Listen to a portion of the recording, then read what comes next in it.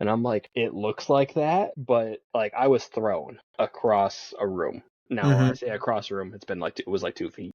But also, I was lifted up and thrown off a chair. I'm gonna exaggerate just a little bit on that. Yeah, dude, that's insane, man. What the Yeah. fuck? So the same place where we saw the UFOs Uh-huh. is a schoolhouse in the national park, and like I said, we're in there late at night. If there's a lot going on, cool. If there's not a lot, it's gonna start getting a little bit boring. We're gonna get a little tired, but we're gonna keep pushing on. Well, they still do church services in the school in the national park every once in a while. They'll do some church and everything. It's really cool. I kind of close my eyes and let the rest of my senses do the work. I was thrown technically twice, and the first time the camera was in the back of the thing, it caught nothing. We were having a lot going on that night, and we were kind of felt like it was safer to be in the building than go to the cars and leave. Sitting there, and all of a sudden I got pulled off of this chair. I hit the ground, and I was like, what? And everyone's laughing at me because they thought I fell off of the fucking thing. And I'm like, no. Like, I wish I was just a dumbass and fell off all this, because usually I am. Mm-hmm. Throughout the night, I had these scratches on my body. I had a one line going down my chest. I had 3 on my hip. I want to say like 2 or 3 scratch marks on the back of my back where I can't even like Hey, this reach. is Rochelle Stratton, and you are listening to Kevin with Where the Weird Ones Are. So sit back, relax, and enjoy. What's up, you fucking weirdos? Welcome to Where the Weird Ones Are. Yeah. Weird ones only, we talking that truth. Ghost in the attic, yeah, show me the proof. Aliens creeping, they light in the roof. Minds wide open, we shatter the booth. Conspiracies deep, we dig in the scars. Demons and angels and bodies on Mars. Cryptids be watching, they lurk in the dark. Mental on edge, but we glowing like stars. Welcome to the pod, no cap, it's a seance. Whispers in the static, spirits doing dance. Reptiles in suits, yeah, running the lands. MK Ultra made a puppet of your mans. When they go hunger, dogman strut, flat woods, eyes glow. Slice through the cut, Bigfoot tagging trees. Marking the trail, weird ones ride, no room for the frail. Talking about trauma, talking that soul. Peeling back layers, we digging a hole. Sacred geometry, numbers align. Ancestors speak through the veil in the sign. Ayahuasca dreams, third eye lit. Shadow self lurking, we making it spit. No mainstream lies. This the dirt where the weird ones rise from the blood and the hurt. Weird ones only, we talking that truth. Ghosts in the attic, yeah, show me the proof. Aliens creeping, they light in the roof. Minds wide open, we shatter the booth. Conspiracies deep, we dig in the scars. Demons and angels and bodies on Mars. Cryptids be watching, they lurk in the dark. Mental on edge, but we glowing like stars. Voices in the woods got chills on the neck. Black-eyed kids at the door, now we check. CIA tapped in, fluoride drip. Project Bluebeam, watch that script. Talking about grief, talking about fear. Talking about why them voices appear. Healing the mind while breaking the chain. Spiritual warfare deep in the brain. We don't run from the strange, we live in the strange. Tattoo the truth in the scars and the pain. Stay weird, the mantra we own in the name. Reality bent, so we bend to the same. From the attic to the swamp, we tracking the freak. Where the veil get thin and the silence speak. We ain't your norm, we off that grid. Weird as the wave, yo, this where we live.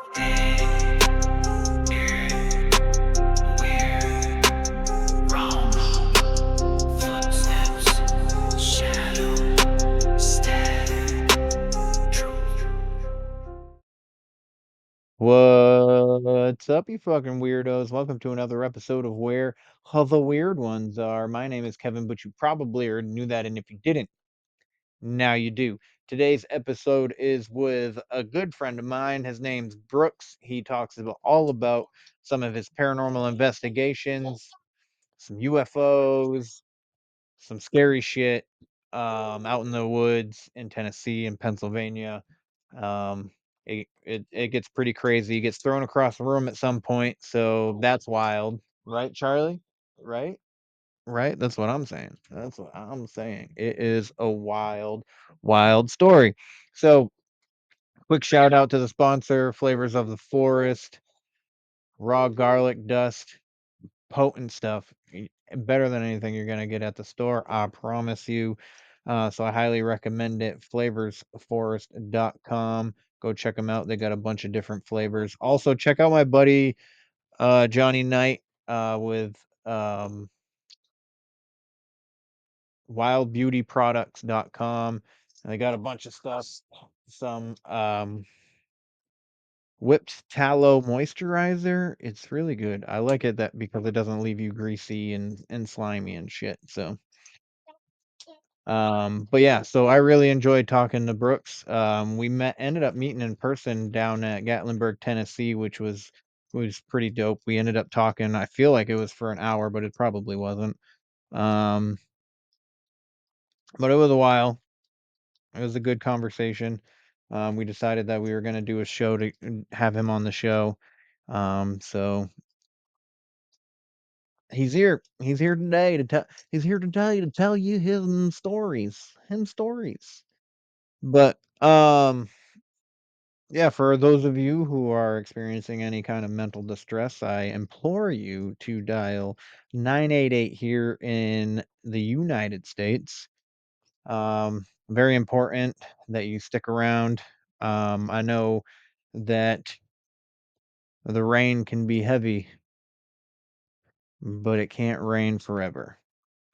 So, just run into the storm. Run until you're through it, Um, you're only going to transfer your trauma to somebody else, and I know you don't want to do that. You might feel like nobody loves you, but I promise you they do. There are people that love you and care about you. So, stick around. Stay another day. What Charlie said. So, anywho, please like, follow, share, subscribe, leave a rating and review. I'd greatly appreciate it. If you're listening to this on Wednesday and or Thursday, I'm gonna put a link in for it, but so I'm trying to do the Face of Halloween thing, and currently I'm number one. I'm in first place, but I'd like to stay there. So if you don't mind uh, clicking on the link and voting, I'd greatly appreciate it. That would be dope. Because I think it would be really cool to advertise the podcast through that, because I get to get in a magazine. I get featured in a magazine and stuff like that. So if I win, I also get to meet Matthew Lillard, Jamie Lee Curtis, and Kane Hodder, which I don't care, but I care at the same time, if that makes any kind of sense. Like, it's pretty cool, yeah, but that's like, I just want to get in the magazine and advertise my podcast. So, if your podcatcher doesn't allow you to leave a review also, you can do so on the website where the weird ones are, podcast.com. That is also where you can get merch, hot sauce, supplements, supplements, coffee. I'm coming out with a Halloween t-shirt if you're interested in checking that out. I am coming out with a new short story as well. So there's short stories up there, some articles that I wrote. So yeah, if you're interested in checking any of that shit out, it's out there. Um, but yeah, I could use some reviews for sure. Also, my book, The Adventures of Rizzo and Weird Son, is on Amazon. You can get it right now for $25, I believe, is the price that it's set at. It's a really quick read. Uh, But if you do decide to check the book out, I would greatly appreciate a rating and review on there. If you don't do a rating and review for the podcast, totally fine. But if I could really use some ratings and reviews for the book. Book 2 is coming out soon. Hopefully, I ended up wanting to change a bunch of the chapters, so that's what I'm working on right now. Yeah. I'm also thinking about writing a children's book featuring Charlie. Um, you know, I don't know. Just anyways, just I'm just my thoughts are everywhere. It's crazy. I've already started writing book 3 too for the Rizzo and Weird Son series. I'm also trying to write a fucking screenplay. And then I have an idea for another screenplay that I started, and then I have a third idea for another screenplay. So maybe one of them will get picked up by a studio and my name will be featured on a movie, which would be pretty dope. But at the same time, I don't expect it. I'm just gonna do it because I like it. And whatever happens from it happens, not the end of the world. If it's nothing cool happens. But it's a dream of mine to be, my career to be a writer. So that's what I'm trying to go for now. And I wish I didn't wait this long, but I also feel like my brain is a lot better for it now, if that makes any kind of sense. So, I don't know. But yeah, so let's get into the episode with Brooks. Amazing dude. Go check him out. He has a paranormal page, and the paranormal page is freaking escaping me. Either way, all of his links are going to be in the show notes. So please check him out. Um, Fantastic dude. I really like him a lot, and I think you guys will too. So here we go. Let's get her done. Right. Where the weird ones go production.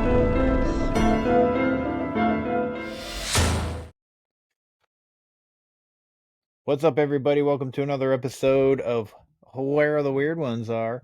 My name is Kevin, but you already knew that, and I have a special guest with us today. His name is Brooks. He hails from the great state of Tennessee. I actually met him at Gatlinburg Smoky Mountain Bigfoot Conference, if I said that correctly. I could have not, but if I didn't, then I apologize to whoever created the event. But anywho, dude, it was awesome to meet you down there in person and get to chat it up with you. It was almost like I kind of like lost track of time, and we were talking, and I felt like we were talking forever, but we weren't really talking that long. Right, I think it was only like 5 minutes, but I was like, we followed each other for I think the last like year and a half, 2 years, and we never spoke a word. As Yeah. soon as I walked up to you, you're like, "Oh, hey, what's up?" I knew exactly who you were. It Yeah. like took like you were just like Kevin, and I was like, "Oh, hey." I was just like, we follow each other. I have to go at least talk to him, see what's going on and whatnot, and see if we can schedule a time to get on the show or whatnot. And I was like, Yeah, hey, man. he's gonna be there. So many I love that conference. Every year I go, I try to go, but Yeah. so many people walk up to me and go, "Hey, Brooks," and I'm just like, I don't know who you are, and I'm sorry. Who are? And they're like, "Oh, we just follow you," and I'm like, I don't have that many followers. I doubt that. That's hilarious.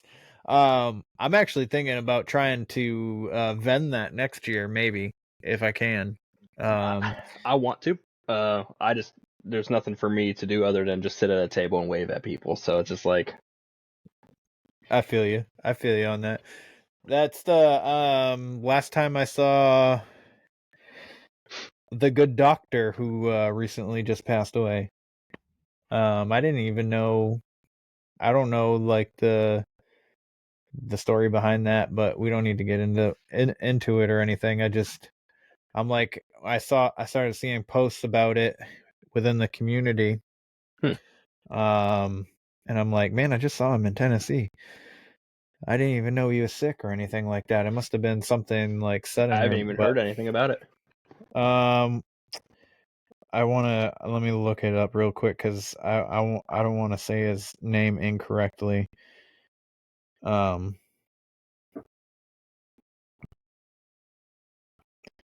And I'm probably not going to be able to find anything now.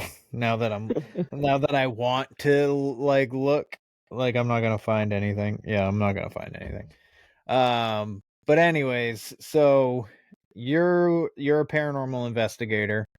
Yeah. If you don't mind letting people know a little bit about your team, about you and what you do and how you get started. So I'm Brooks. We started this team called the Smokies Unforgotten Spirits here in East Tennessee. Started with me and my one buddy Matt, and it kind of just started of I didn't know he was into the paranormal. He had no idea I was into the creepy and paranormal, and we were trying to figure out. Used to work together. He was the manager, and I was just the maintenance guy. And I was sitting in his office one day. It was a slow night, and I'm like, we have to figure out something to do. We haven't done anything in a while. We haven't hung out. And he goes, want to go to Brushy Mountain and do a ghost hunt? And I was like, yeah, let's do it. And he goes, you into that stuff? And I said, yeah, I've been into it most of my life. And he's like, oh God, let's go and try to join a team. And I said, okay, we can go join a team. Why not? And then a lot of the teams, I think I was just looking at the wrong spots and the wrong places, but each team had like a membership. It was like $350 a year and everything. And that's maybe you get to go on stuff with them, or, you know, you get to use their equipment maybe. And I was just like, after that, I'll just, I'm going to go buy my own equipment and we're going to do our own thing. And he's like, okay, let's do it.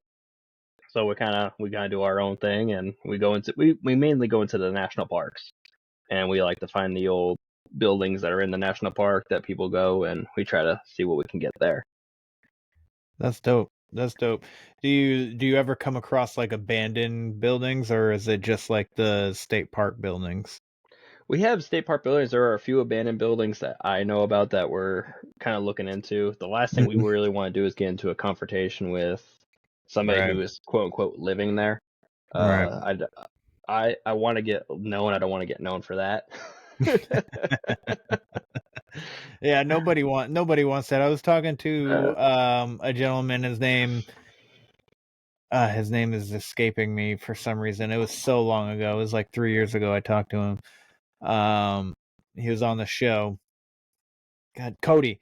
And was an urban explorer, and while he's editing his videos of going into like these abandoned buildings and houses and stuff, he started catching like EVPs and stuff, so he kind of like sort of became like a paranormal investigator. But anyways,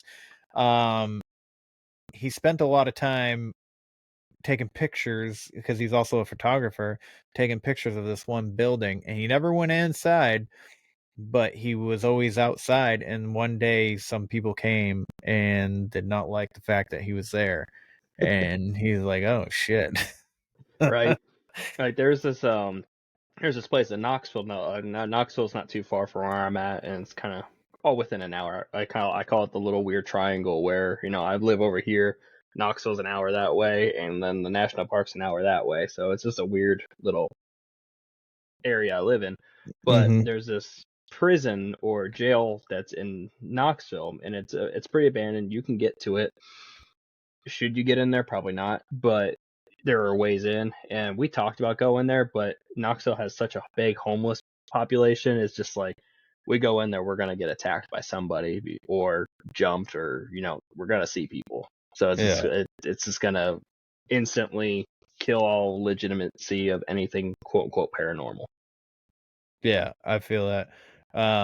There's an old mill building here in the town that I live in. There's like a little collectiveness of buildings, and there's a couple paranormal investigators have come to town to try and investigate those buildings. And there's this one, they had a little TV show. I don't know if it's still running or not, but they literally stopped their episode because there was a random person inside the building that wasn't supposed to be there. And they're like, you can see them react to the person. They're yelling at them like, hey, what are you doing here? Who are you? Or something like that. And then they get, because it's two women and a man, and they're fucking freaked the fuck out. And I was like, oh shit. They're like, they're not answering us, but it's definitely a physical person. And I was like, shit, because they locked the doors and stuff like that, and they're like, we're locked in here with this person. I don't know that we don't know what their purpose is. So yeah, but yeah, I get going into, like, you never know what you're gonna get when you go into anywhere, really. Yeah. Even an active establishment, you never know what you're gonna get. I mean, it's just kind of like the hose is with the park. You know, we go in the park at night. Yep. Which, you know, people have that argument of, if it's haunted at night, it's haunted during the day. Yes, but I also live in the #1 tourist attraction in our country. So to get there alone, your better chances are at night. Yeah. But we're so close to the AT trail too. There have been times where hikers have come up at like 1 or 2 o'clock in the morning on us, and they're just as scared as we are, you know. Yeah. And we're like, whoa, are we good here? Okay, cool. And then we tell them what they're doing. We usually give them a card or something like that, and they're sharing their stories that they're hiking, and, you know, because I was like, oh, you're hiking the AT at night? And he's like, yeah, because there's less people around and you kind of get through this area. And then we asked him, you hear, see, and they're like, no. And I was like, it's always no, but they do. Oh yeah, oh yeah. It's the look they give you too. They go, no. Dude, I used to walk home at like 1 o'clock in the morning, in the middle of winter when I was like 18. I was working at Wendy's at night. I did the night shifts. And then I would train during the day. But like, dude, walking walking all the way. So I lived out in the middle of the woods. Even just walking down a main street in the middle of the night at 1 o'clock in the morning, and there's no cars or anything, you get like this weird feeling. There's no street lights or anything, and then when the wind blows and you hear creaking that you don't think that you should be hearing, where you shouldn't be hearing creaking and stuff like that, it's just it's a really weird experience. And almost every night that I walked home, I was fucking scared. So I mean, hiking in the middle of the night is, I feel like, so like, I will say this, I also went out into the Huckamuck Swamp, which is a part of the Bridgewater Triangle, in the middle of the night. So, I mean, the likelihood, like, I think it's easier when you're doing investigations outside to go out at night because you're less likely to encounter people. But when you do encounter people, it's like it's more extra terrifying. Scary. So like this one time when we went to the Bridgewater Triangle, well, the Huckamuck Swamp, and we're walking out there, I was like, dude, if I see somebody, I'm punching them. But yeah, anyways, so you guys go out and you investigate. It's just you and Matt? It started with me and Matt, and then I started working at a theme park basically in Gatlinburg, and I met another guy who was into it too. And he comes on. His name is Josh. So he comes on. Those are the three main. We used to have somebody named Kirsten who would come with us, but she moved. So anytime she goes back in, she joins us. She actually joined us about 2 weeks ago. We went on an investigation. She came back for a little bit. So she joined us on another investigation, which was pretty good. Not a whole lot happened on my end, but that's kind of the four of us basically. Yeah. Now, since you guys go out in the woods and kind of like in the national parks and investigate, do you ever get like a feeling of a cryptid, like maybe Bigfoot or something like that? Like, do you ever get those kind of like sensations that maybe something else is there? The answer is yes. But if I go into it a little bit, is we have a lot of these experiences where, the average person will go, oh, that was Bigfoot. Oh, that was Dogman. Oh, that was an alien. Oh, that was Mothman. Oh, that was this. Oh, that was this. Mm-hmm. I didn't see it. There was nothing to really distinguish. There was something, but I always speculate. If I had to guess, okay, that definitely, I think Bigfoot it would be the main one. Something weird happened 2 weeks ago, but it was more like UFOs in the sky. There was something in the sky. It could have been the military, it could have been anything, but it was just one of those things where it was very weird. It was really cool to see though. But mainly sounds cool to see, dude. It was just interesting because I can kind of jump into it, but now this was told to me by a park official. Uh-huh. It could be true, it could be not true. I don't know. I didn't really look into it, but I've been saying it for about a year and a half now, so I should probably look into it by now. But I was told by two park officials that the national park is a no-fly zone, which is very interesting because, we were investigating the park we're going on 3-4 years now. There's always planes going over. You hear them, but you never really fully see them, which there's a military base not too far away. Could be the military. But the whole premise behind that is if a plane were to go down in certain areas of the national park, there is no way to get to them. There is no way to get there. Yeah. So kind of makes sense.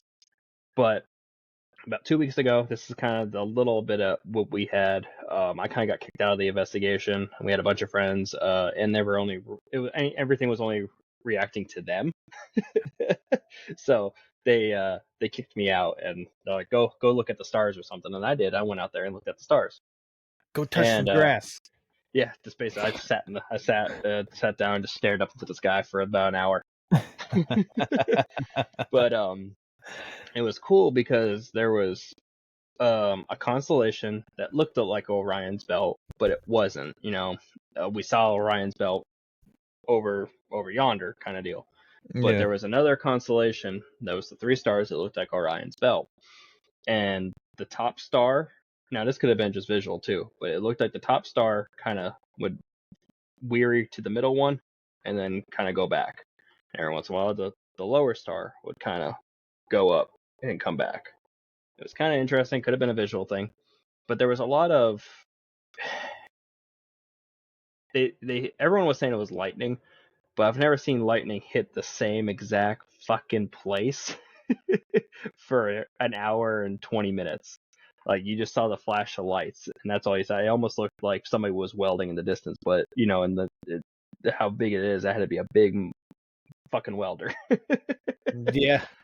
That's kind of what it kind of just looked like, arc welding. It was just that flash of blue, and it would happen. It was going about an hour and a half, and there was not a cloud in the sky either. So it's just like, now that's a stretch, something going on there. But there was a bright star, and this was off in the distance, and it kind of quickly moved over, across the sky. And I was like, oh shit, cool, that's a satellite. Mm-hmm. And they're like, maybe. And I was like, I think that was just a satellite. And I was like, that's definitely, I've seen satellites, they were very bright, it was going. But then there was a drone went by. You saw the big black thing, it kind of flew overhead and had one blinking red light. And then 2 minutes later, another one flew by. I think it was going, I'm trying to think of where I'm at. It went west. And then about 25 minutes later, whoa, came back. 2 minutes later after that one, another one came back. And they were lower. And then about a minute and a half after that, it was way up in the sky. I saw a bright light kind of diminishing, and it was zooming across the sky. And then we heard what sounded like a sonic boom in the distance, and something was chasing it. But it had the green and red light, so it looked like the jets were scrambling, chasing something. It was really cool to see, but I have nothing to back that up, or so it's just like, oh, it was just a satellite, and the military was running drills. That's all I could say. But it was really cool because I said jokingly, I'm like, oh, they scrambled the jets for the UFOs, and my buddy Matt was like, yeah, that's exactly what they did. And I was like, no, you weren't supposed to agree with me. You were just supposed to laugh. You're supposed to make me feel better about my crazy.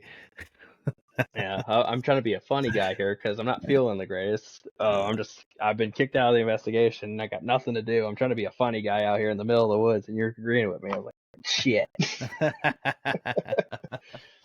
I'm going back to drink my Monster. Fuck you. That's funny. Oh man, I would have been losing my mind too, just like constantly like, oh shit, and then yeah, my neck hurt after a while. Shit, I had my head straight up into the sky. I should have just been laying down at that point, but I was just going back and forth and watching these drones or small jets going back and forth. And I say drones just because they were quiet. It could have been a jet, but they were kind of low, so normally you hear them. And then that third one, I said that was way up in the sky. You heard that one. Like I said, you heard it, and then there was the big boom that sounded like it was miles and miles away. Which I've heard sonic booms from air shows before, but that was like a mile versus how far that was. I can't even begin to guess. But it sounded like a sonic boom. And then he was hauling. Wow. That's wild. I don't ever see anything in the sky. I would love to see something wild like that, even though like that could totally be explainable, right? Yeah, but also it's unexplainable. So who know, like, obviously you're seeing the drones and all that stuff, but like, I haven't seen any. I've never seen. There's one time I was driving on the highway at work and I saw like a chain of lights in the sky. Like, I was like, that could have been the frickin' International Space Station, right? Because Yeah, it's a long thing with a bunch of yeah, lights, and I'm looking at it, and then I go underneath the toll booth, and I come out on the other side, and it's gone. of And I'm course. like, what the fuck? I was like, I was just following this thing this whole time, and I'm looking at it as I go underneath the roof. I come out on the other side, and I'm like, where the fuck did it go? Because I'm trying to figure out if it was the International Space Station or if I was seeing a UFO, because I've never Yeah. seen a UFO, so I wanted to be able to be like, hey guys, guess what? You know? Guess what I saw? Which I, that would be like once of 2 times I've seen something in the sky. And the Mm-hmm. other time is when me and Matt used to work together. We used to work for a hotel campground. And we were out in the back, and this is 2 o'clock in the morning, or not 2 o'clock in the morning, 2 o'clock in the afternoon. And we're just kind of on the lawn, and there was something like flashing in the sky, like chrome on the sun, glistening. And I was just watching it, and I zoomed in on my camera, and I just could not catch it with the camera that well, because the sun was in my eyes. I think I have the video somewhere, but we just watched it, and it was kind of just staying in one little area, and then before you knew it was gone. So that could have been a Boeing that was just glistening off the sun, or it could have been something else. But Mm-hmm. that's literally the only 2 things I've ever seen in the sky. They tell you if you want to see a UFO, just look in the sky. Well, I've been looking in the sky for the last 10 years. Yeah, that's what my buddy Nomar Slevik says. He says just just keep looking up, and so many people that I know and he knows have seen weird, unexplainable things, but I don't think. Sometimes I wonder if it's like, so. Say we get like conspiracy wise or conspiratorial or whatever word you want to put to it. Um, and these UFOs are like beings that either are from the future or they're us in Yeah. the future or whatever the frick you want to say. And they have like this intuitiveness to them where they know more about us than we know about ourselves. And they're like, well, this person, this person, this person, this person, this person, this person doesn't get to see us, but this one person does, that's sometimes how I think of it. Like, they are just like picking and choosing, and the same thing goes with a lot of the cryptid stuff too, like Bigfoot Yeah. and shit. Like, I think they're choosing who allows. Sometimes I want, so when it comes to Bigfoot and cryptids though, like, I think a lot of the times they're not aware and they're like, oh shit. You get caught with your pants down every once in a while. I mean, Oh, for sure. Even Bigfoot would get caught with his pants down, looking like a fool with his pants on the ground.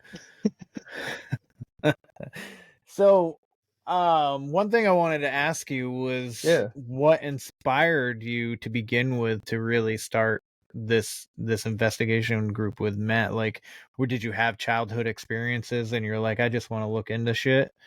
I mean, growing up, to put it blank, I was always the scaredy cat of the family. Like Mm-hmm. you wouldn't guess that now, because now I'm like the first one that's running into the woods with a pistol on my hip and a flashlight and an EMF reader. It's just talk to me, damn it. But growing up into a house, and I was on Tommy's show a few times, but the first time I was on Tommy's show, I got to tell him about basically, I don't know what it was. It could have been nothing, could have been my eyes, it could have been just my imagination. But the house I lived in, big long hallway that would lead into the kitchen. Mm-hmm. There was my sister's door on the left. About 2 feet from it was a closet door. Another foot from it was my mom and dad's door. Across from my mom and dad's door was my room. And then to the right at the end of the hallway was the bathroom. At 3 o'clock in the morning, I would have to get up and go to the bathroom like a lot of people do. And I would open up the door. And on the corner of my left eye I would always see something running full force at me, and sometimes I would look, sometimes I wouldn't. Sometimes I just knew it was going to happen, so I just kind of hurried up and got my ass into the bathroom. But the way I would always remember it as a child, which I knew it wasn't what it was a white gorilla trying to get me. I don't know, like a small midget white gorilla. Like, like the thing wasn't 3 feet, 4 feet tall, but sometimes it would get me in the middle of the night and I would scream. My parents would run out. They're like, "What?" And I'm like, "Oh, it's just the dog." And they're like, "The dog's in the crate. What are you talking about?" I'm like, "Okay, good night." Because I had a little Lhasa Apso, and the guy, I miss him to death, but that little dog was an asshole. So I mean, he couldn't be outside the crate at night. Yeah. In his older age, we let him out, but they're like, "No, he's in the crate," and I was like, "Yeah, no, it was Wiggle. Just good night." But the ways I would explain it was a white gorilla chasing me, and or like a white tumbleweed rolling down the hallway. It's the only thing I can explain it as. Yeah. And there was always stuff going on in my house. As a kid, I didn't know that. My parents wouldn't tell me shit. And that now that I'm into this thing, my mom goes, "Oh yeah, this would happen, that would happen, this would happen," and I'm like, "Cool, thanks." I've in that house, I've experienced that. My sister had an imaginary friend that opened and closed and locked the front door when it left for good. No shit. I wasn't there for that. This is my mom's story. My sister kind of remembers it. She'll tell you. But she had an imaginary friend called your mother. And what that was literally first and last name. First name your, last name your mother. So it was, Wow. yeah, or my mother. That's what it wasn't. Your mother, it was my mother.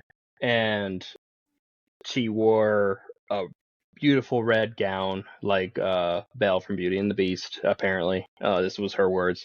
And she had long blonde hair, very beautiful. Okay, cool. And she showed up a little bit after my grandfather died. And my sister didn't go anywhere without this. She would always talk and everything like that. And it was the birthday right after my grandfather passed away. This has only been a few months. Her birthday, which she would share with my sister because they were only 13 months apart. So they would share a birthday, basically, one big birthday party with all their friends. And my grandma came over to give her a present. And my sister, who was only 5 years old at the time, told my grandmother that my grandfather was coming to her birthday party and she can't wait because that's what my mother told me. So that started a little feud between my grandma and my mom. And she was like, "That's an imaginary friend. I didn't say that. That's she is saying these weird things, saying like that Pop is coming to the." She let her know last week. And then that went on for about 3 years. It was a very long imaginary friend. And then the one day she was sitting in the living room crying her eyes out just out of randomness. And my mom runs out and she's like, "What's wrong? What's wrong?" And she's like, "My mother's leaving." And they're like, "Oh, okay. Well, where's she at?" She's like, "She said she's done and she's done all the stuff that she can do and she's leaving." Weird for an 8-year-old to be saying this, but okay. And she's crying. They're like, and she's like, "She's leaving now." And my mom's like, "Okay." And like, just wave bye and tell her thank you or see you when I see you kind of deal. And she went over and she hugged the air. She said, "I'll miss you." And she let go. And then the front door opened, it closed, and then the door locked. No shit.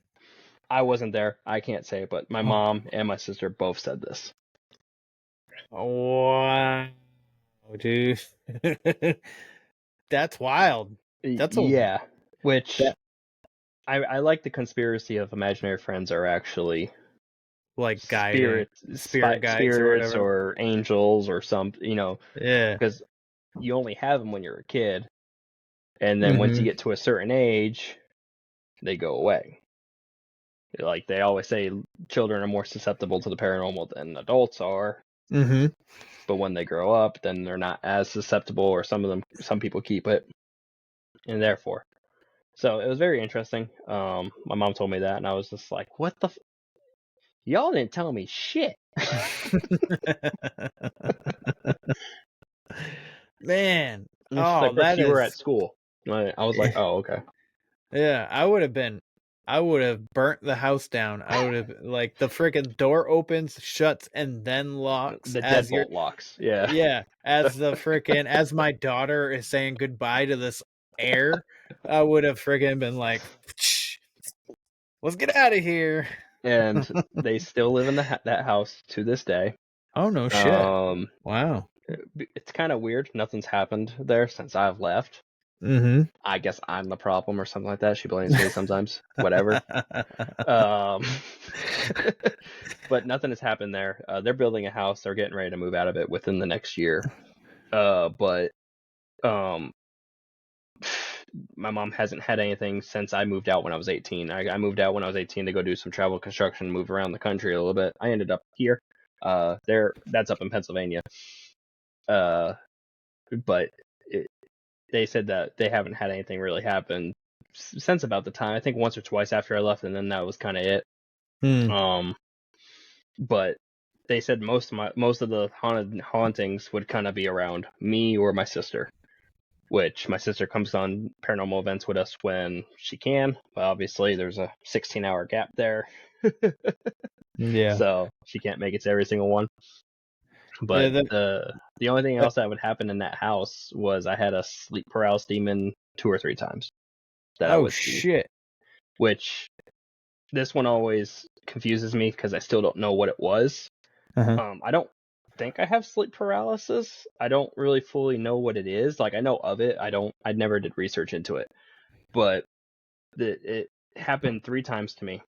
And I had a bunk bed. So, and the one, it would kind of, basically a bed up top would be long ways, and there'd be a bed at bottom that was kind of long, kind of the opposite direction. And you could pull it out, and then it would come into a desk and everything. But I would push my bed in at night. I would go lay down, and I woke up the one night, and I saw my grandmother in the corner of the room, blacker than black, and the room was a tint of red. And her eyes were red. My grandma's still alive to this day. What the? And I've seen things in my room before. Rub my eyes, it's gone. You rub my eyes, no, it's not there. Kind of, I'm 6, 7, 8 years old. Put the blanket over my head. Check again, still there. Cool. I don't know what possessed me. Probably that thing. But I got up out of bed and I went to confront it. It disappeared as soon as I stood up. I didn't see it for 3 years. So I was about, trying to get my ages here. It's been so long. I want to say the first time I saw it was 7. The second time I saw it was I was 10, and then I didn't see it until I was 14 again. And second time I saw it, same thing, but instead of the room being red, it was a tint of blue. And then the third time I saw it, I wonder what, like, the was difference tint of in red. your life was at that time. Like, they associate red with, like, negativity and blue with positivity. It seems like, spiritually, anyway. I think I lost you there for supposedly. a second. I don't know. Oh shit! No shit. Yeah, it said establishing internet connection. I have full bars. What's going on here? I didn't hear anything you just said. How dare you, sir? I just gave this whole speech. It was amazing, and now I was telling no, you. I was telling you the rest of the story. I don't know if you even heard that. I probably didn't. Basically, I was saying I saw it at 10 years old. I saw it I was like 13 or 12. And the second time I saw it, the room was a tint of blue. And then the third time I saw it, it was tint of red again. Yes. Yeah. Okay. So yeah. I was talking. I started talking. I thought you had stopped to let me talk this whole time, and you did not. We were having issues. So I was saying it was my mother back there. She was like, "No, you can't be talking about me. Hold on." I was just saying, like, I wonder what it is to, like, seeing colors when it comes to spirits, because a lot of times when they talk about spirits and colors, like, red is like a negative spirit, and then blue is always the positive one. So I wonder, like, if that had you seeing it in red, it was supposed to be negative, or I don't know. And then the change to blue was like, oh well, we're good, and then it's back to which red, or is I don't know. like I said, it's just weird because, like I said, like I would see things all the time where I would think I would see somebody in the corner but what I think I saw wasn't my grandmother. Every single Right. time it was my grandmother, I could pick out features. Like, she was blacker than Oh black, man, though. I that's mean, scary. I could see her perm, I could see everything, but her eyes every time was as red as your shirt, and it was a tint of red in the whole room, like a light, and then that one time it was blue. It was kind of like the lights behind you, like that tint of blue, but it was the whole room. It was just blue, which Wow. which my walls were blue, so I mean, it could have been just a light, but I didn't have anything on for Yeah. it to cast. Yeah. Dude, oh my god. And your grandmother was alive at the time, right? My grandma's You still said? alive today. And she's still alive today. Yes. Damn, son. That's doppelganger, like, mimic shit to me. Yes. Yeah. That's and like the more research I did to do into it, it's one of those things where it's like, I don't think I have sleep paralysis, but I describe it and everything, they tell me, oh, sleep paralysis demon. Mm-hmm. But I Yeah. haven't had it since I was 14, 15 years old. Hmm. Maybe I had it back when. I don't know if you get over that. I don't know anything about it. I should probably get educated, but I haven't. Did it try and talk to you? No. Do you know? No, like it would literally just stand in the corner so I had a big dresser that had a big TV on there. Most nights I'd have the TV on and I had a movie. But I kind of grew out of that after a while, and I just keep the TV off. Mm-hmm. But there was about 3-foot gap on the other side from the cabinet to the wall where the corner was. So you could stand there. I don't know why you would, but you could just stand there, and a person would be. That's where they were standing. Mm-hmm. So I'm sitting there this late and just staring at this thing, going, okay. And it wouldn't, like I said, it wouldn't go away until I stood up and would walk towards it. Like I said, I don't know what possessed me to walk towards this thing, but I always would just like, okay. That's funny. That's kind of like how so when I moved into this house, I was seeing shadow figures a lot, and I've seen them most of my life. So it didn't, but at this moment in time, it doesn't bother me. But like, this is the only place that I lived at where I was seeing them and like I wasn't afraid. You know what I mean? Yeah. Because I've been seeing them my whole life, and they don't ever do anything. They just stand there. So, like, I started being like, really? I'll stand there for a minute, or lay there, sit there, whatever. I'll be like, really? Like that? And they're just standing there. And then I'll get up and I'll start walking towards it, and it just dissipates. Every time. Yeah. And I'm like, what the fuck?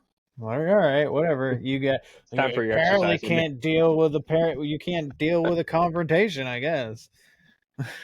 Oh god, they just want us to have exercise. They're like, well, we'll go away when they get up off the couch or the bed. For real. Let's make them uncomfortable real quick.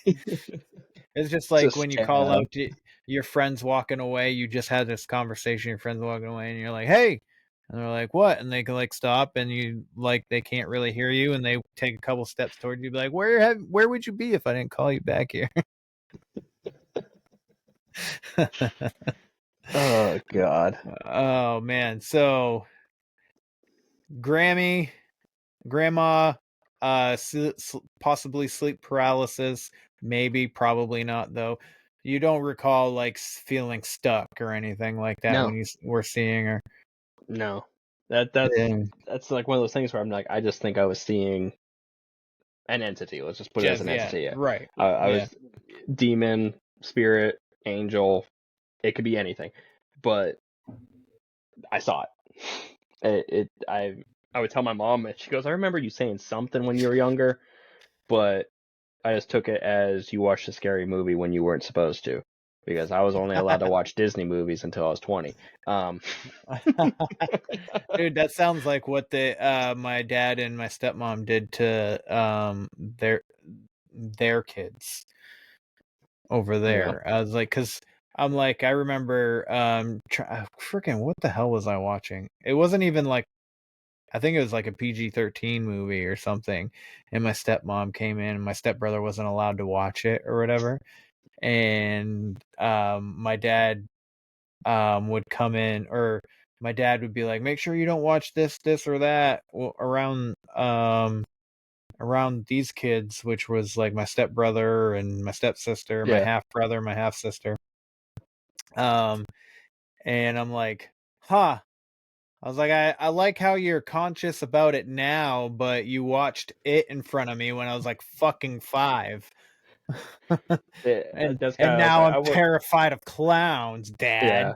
I just remember like when I was growing up, like Talladega Nights and everything, my mom wouldn't let me watch any of that. So I was like literally like Disney movies, Nickelodeon movies, Really? some of the Nickelodeon movies. I wasn't even allowed to watch Fairy Odd Parents until I was just like, you know what, I don't care if I get in trouble.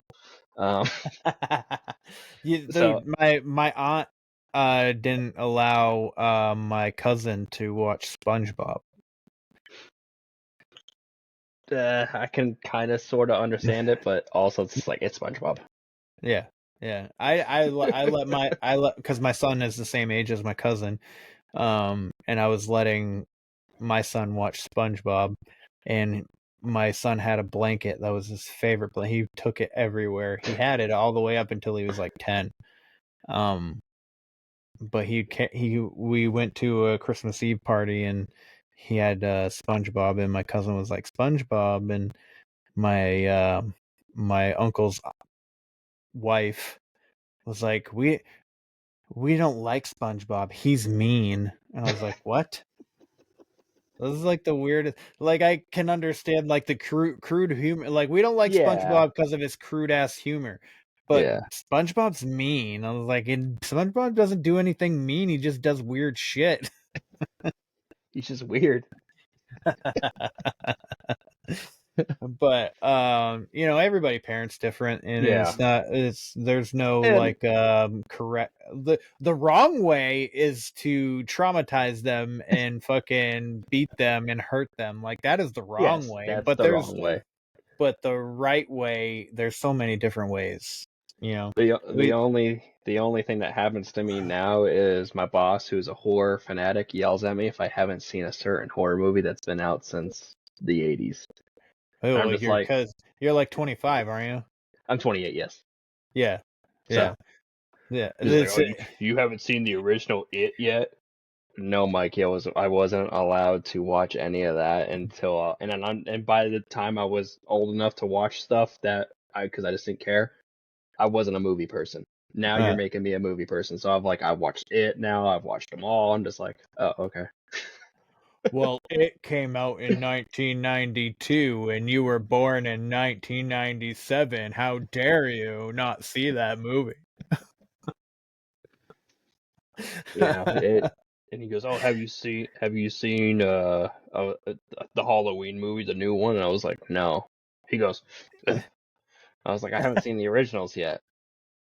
Well, have you seen the Scream movies? No, I have now because he made He me watch said them. But something, yeah. yeah, but I'm just Yeah. like I wasn't a movie person. Now I'm getting into them a little bit more and enjoying it. But I was just no, I'm a video game guy. I'll sit down and play some video games and then that's it. I don't care about movies too much. Now I'm kind of getting into it a little bit, but Dude, I love movies.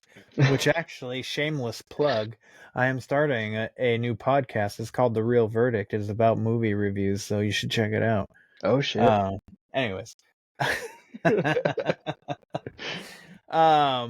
So anyway, so you start doing these investigations outside. We got the one possible, maybe, Yes. UFO encounter. Have you ever gone anywhere outside of Tennessee? I'm trying to think. Yes, I've done investigations back home in Pennsylvania. Okay. we'll kind of get back into the paranormal off of my side, my weird life. But I used to work at a church with my father, and that church is the head of the diocese. Basically the head of diocese. It's the biggest church in that area. And at the time, when I first started working there, we had 4 churches, 6 to 7 cemeteries that we all took care of, and a school. And that school is beyond haunted. Oh But shit. the kind of I don't like saying where it is because Yeah, you don't have to. But let's just say, to get back into it a little bit, it was 3 miles from the Smurl family case, which is very hot in the news right now. Yeah, well, yeah, for obvious reasons. Just a small one. But at the time, I haven't confirmed this, but I think the church I worked for was the one that sent the exorcisms, because I found this out recently, the diocese has an exorcism program still to this day that is still pretty active. It's just not as much talked about because, they don't really like to talk about demons and admit that they're real. Yeah, which is weird. The weirdest thing that I find about Catholicism, I always fucking, anyways, the weirdest thing is that they have, they have the exorcism program and stuff like that, and they do dabble, like it seems like with the Catholic religion, it seems like they believe in demons, but yet like the things that they do, they believe in, like the spiritual It's the way they realm, talk and and project it. and then they're like, oh, we don't believe in that. I'm like, but Yeah.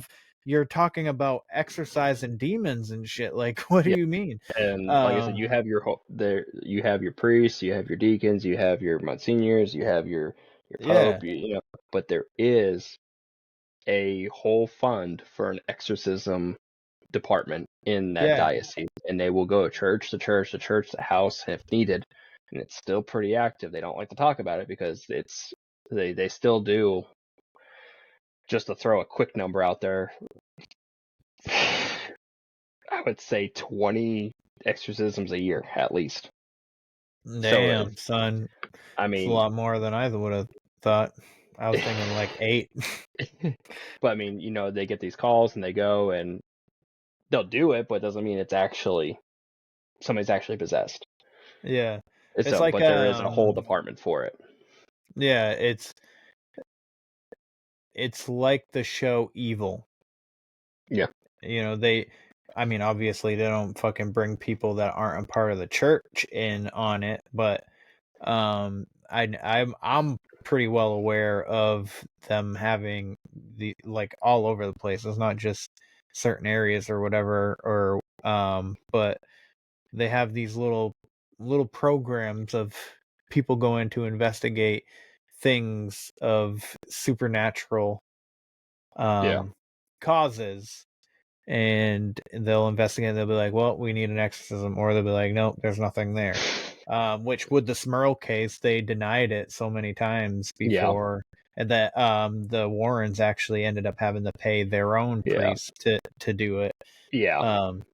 So there's a big thing with that. Like, there's a part of me that feels like it's real and everything that they say is real, but then I'm just like, and then I really think about it and I'm like, they could be fucking totally full of shit. Now you'll look like, not to get too far off track. I was trying to get onto somewhere. Yeah.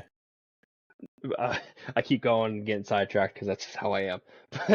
Dude, me too. You look at, like, because obviously with the Conjuring movies, everyone's going at. Now, I haven't seen the new Conjuring movie yet. Heard a mixture of things, but it's not based off of the real story. So if you watch the new Conjuring movie, from what I heard, like I said, don't shoot me yet. I heard it's more Hollywood-ish versus the first 2. Now, the third one's obviously full on Hollywood. The first 2 actually they try to follow the story as much as possible. But this new one, it's kind of surrounded by the daughter who was actually never there. according to what I know about that case. So there's just so much speculation, and then you look at the comments, and they're like, "Oh, they were full of shit. My daughters went and slept there every day for sleepovers with their kids, and they never saw nothing." I was like, "Yeah, well, I mean, you drive by my house, you don't think it's haunted, but Yeah, and demons, like, because it it, supposedly was a demon, and they yeah, only manifest for things that they want to manifest for. yes." So, Yeah. but So, like, I did hear stories about, like, really, like, real stories, well, from what the family talks about the daughter, but for the movie to be surrounded because there's two daughters, I think. I'm talking about the Warren's daughter. Apparently, Oh, yeah, oh, apparently oh, it's oh, okay, surrounded by her. Like she ran okay, out. Like I said, I haven't seen the movie yet, but from my appearance, she ran away to this house because they asked for help or something. I don't know. I could be completely wrong. It's just something I heard. okay. And they followed her there and then realized, oh shit, this is real. Let's do our job. I don't actually know. Yeah. Well, I mean, obviously, when you write a script for a movie, Yeah, you want to make the movie as good as you can. So, yeah. like, I mean, obviously, not everything is gonna be real in the movies Oh or yeah, to the real story. They're gonna make it a little more entertaining. Um, so like with the Conjuring 2, the Warrens were barely involved with that. They yeah. were like hardly ever there, but in the movie they're They're there like the a whole fucking big time. part. Yeah, they're a big part of it. Which that's my favorite Conjuring, but it's like it's. My name is Bill Wilkins, and this is my house. Yeah, That was creepy. That I will yeah. admit, that was the first time I watched that. I was like, "Ooh, that's creepy." But But anyways, go back to yeah. your Like I said, story. I thought that was just a little fun fact to put into there because they Yeah. kind of throw the area where I'm at here. Now this school though, I would work there all the time, and I have a video on my phone. I can send it to you here in a little bit, and you can post it if you want with the story, or you can share it. But I redid the whole flooring in that school at the time. I pulled up all the tile and old carpet, and we put down new carpet. I was there by myself the one day, and it's one of those old Catholic high schools. So if you can picture in your head, if you've ever been in one, it's, looks exactly like you think. It's a 4-story building, and those staircases are those metal stairs that echo. So Mm-hmm. you hit it, you don't. But I heard somebody walking up the stairs, and I thought maybe it was the youth minister. So I was just like, "Yo, anyone down there?" I didn't hear anything. I said, "All right, I just want to let you know I'm up here. Just didn't want to startle you. Don't turn off the lights on me either, because I'm gonna be mad." Um, and then I thought it was my dad, and I was just like, "Dad, you there?" Because he was down there cutting the grass. He was just like, "Hey, just finish up this section and go home. It is what it is. We kind of just get as far as we can." I was gluing and throwing the tile carpet down, and I just kept hearing these footsteps walking up the stairs, and I can't remember the number of how many stairs, but it was such a weird. It was more than 10 stairs, but to put it was like bop bop bop bop bop bop, and they still didn't make it up to the top. So it's just like it was just weird steps going up the.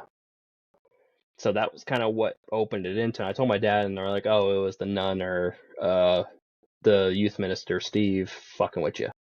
And I was like, "I don't know. It was a day that no one's ever at the school. I mean, you can't Mm. pay them to come in on their day off. You just can't."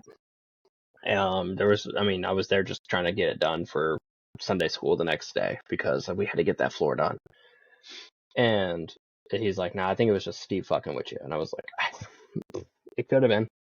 But I mean, I yelled down there 3 times. I went down there, I took a video, and I don't see anybody. I could see all the floors unless they were above me, and I never looked up, but it sounded like it was coming from lower. And so that was my story.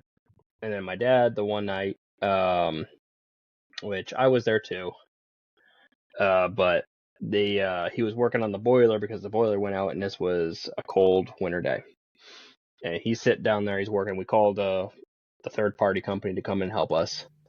I ran out to the truck to grab something, And I come back and he's like, "Hey, where'd the guy go?"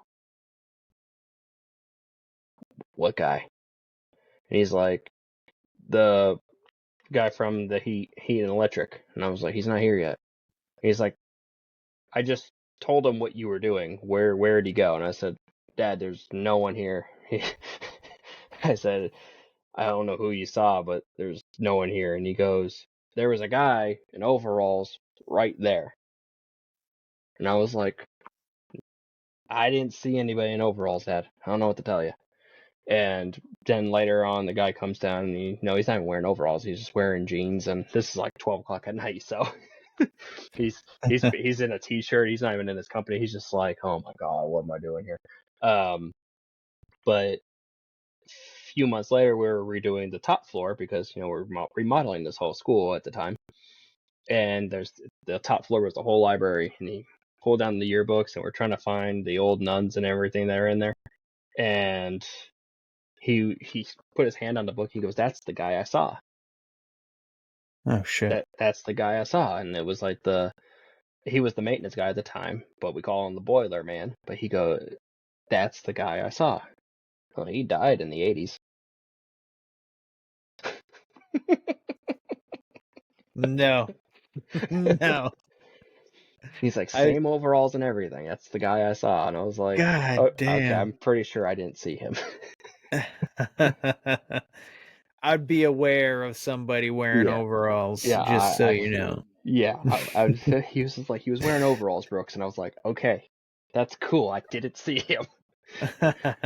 Like, I don't know what you want me to do with this information. Is there somebody in the school? Am I gonna get kidnapped if I walk back up these creepy stairs? Like, Well, apparently he's still keeping tabs on the building. he is. So he out of all the spirits that are in that school, and there's several, and I've confirmed this. He is the one that I feel like if anyone's going to be mean, it's going to be him. Because he is the only one that showed himself full physical. You and me looking at each other right now. Yeah. The only one physical. But he was just making sure my dad wasn't fucking with his boiler. Oh, did you say if he spoke? He didn't ever spoke. So basically he just stood there and stared at my dad from around one of the motors. And he just stood there and stared at him. My dad was like, "Oh shit, okay." He goes, "Hey." He goes, "I'm Rick with the the church. Yeah, this is what I got going on here." And then he turned back around and he was gone. He was just like, "Oh, okay, fuck you, I guess. I don't." He said, Yeah, what a dick. I never heard him walk up, which those stairs to get back up with, it's down in a pit. It's metal stairs going up. You would hear him going up. He goes, "I never heard him go up." And I said, "Well, then he's still down there." Yeah. But there was a chair on a ledge that used to have a walkway, and it kind of fell down throughout the years. There was a fire there. Forget, I want to say in the early 2000s, and they kind of got rid of that thing. But there was a chair there. My dad's seen him several times sitting in that chair. So we put a ladder up there, and every once in a while we kind of put a pack of cigarettes up there just to keep him happy. Just put a pack of cigarettes up there, and he doesn't mess with us, and he knows my dad now. My dad's been working there for about almost 3 decades now. Wow. That's a long ass time. Yeah. But we all have stories there. And my dad's the only real maintenance guy there. There's a few others, but my dad's the only one there. We had this one guy. He was a really good help. He went through some shit, and he kind of stepped away. He was there just part-time. But we have a lot of events at this church. We have a church bazaar, festival, whatever you'd like to call it. Oh, we have fundraisers and everything, so we're constantly moving chairs and tables back and forth through this room. And I did an investigation in this hallway, and he was putting chairs away, and he heard what sounded like our nun bang her keys on the railing and go, "Time to go." And he was like, "Okay, sister, I'm just gonna pack up here and I'm gonna head out, And she, and again, banged on the metal railing with her keys. "Time to go." And Jason's just like, okay, sister. And then it clicked in his head. Sister's in Guatemala right now. Oh shit. He said his feet never hit the ground. And he got out to the front, and my dad's like, what's going on? He's like, there's somebody up on the top floor, yelling at me, time to go, and everything like that. And he goes, time to go, and he's like, I'm not going back there. Well, Yeah. they called the police and everything because they thought somebody was in the school, and then they cleared the school because that, unfortunately, it's very common. A lot of people think that since it's the church, you're homeless, we will house you. Mm-hmm. We won't house you, we will help you, but we are not going to house you. You know how many times people have broken into the church just to get a good night's sleep, and I get it. You think you're safe there, but it's still a place where you can't do that. Mm-hmm. So we've multiple times, and the police came and they're like, oh, just another person in the school, and we're like, we think so. We heard them. So they kind of searched the whole place, and this school's huge. So, I mean, it's very easy to kind of loop around. And so, we are all standing in different areas and waiting, nothing. Never found anything. Wow. Sister gets back from Guatemala, and she was like head of the sister ministries, basically a nursing home for old nuns. And the nuns that were at this ministry were the old nuns that used to teach at the school.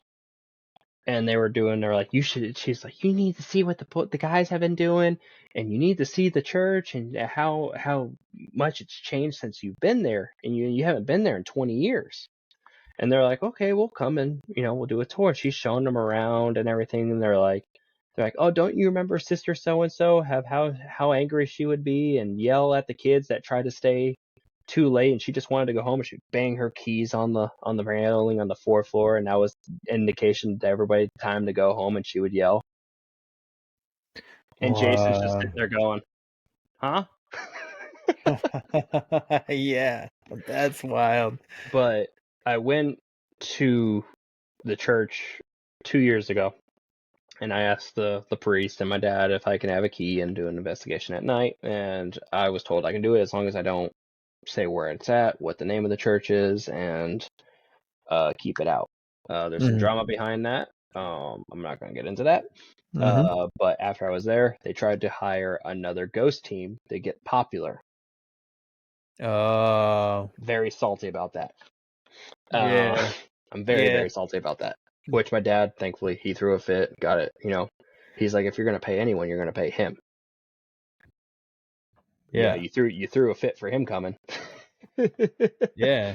But I did an investigation, and I have a picture somewhere, but it's a picture of the door, and through the door, you can see what looks like to be a nun headdress. No shit. In that same hallway. Fuck off. No way. And it was taken with a phone. I mean, doesn't matter what it's taken with, I guess. But I mean, it was taken with a phone. It could be a glare. It could be something else. It's not very. It's quality, but it's in the dark. But through the pane of glass, you could see almost like an exact point of that. Of that. I forget what they call it, but the nun like headwear. And you can almost see a nun through that door. Damn. If you find that picture, I want to see that shit. Yeah, I got the picture. Dope, dude. Holy crap. And then that same night, I have a bunch of motion sensors. But it sucks because that church is right on an active road. It doesn't matter what time of night you're there, you're gonna hear trucks and cars. But I had the motion sensor and it was going off in the hallway. I was like, this is cool. And now this is the first time I'm using this motion sensor. It's working. I'm like, this is awesome. And the motion sensor stops, goes on, stops, goes on. And then you hear a truck go up the road. But if you turn your headphones on the video, you hear somebody run up the metal stairs. And then I heard it at the time, and I was like, did you hear that? And they're like, the truck? And I was like, no, did you hear that? And they're like, the music box. And I'm like, fucking strangle all of you. Somebody just ran up the stairs. Oh, we didn't hear that. Well, so you're not listening, you're out. But it sounded like somebody took off running up the stairs. It was really cool. Dude, yeah, that is dope. And I terrifying at the same time. I bring my dog on a lot of investigations. He's getting old in age. He's a 90-pound pit bull.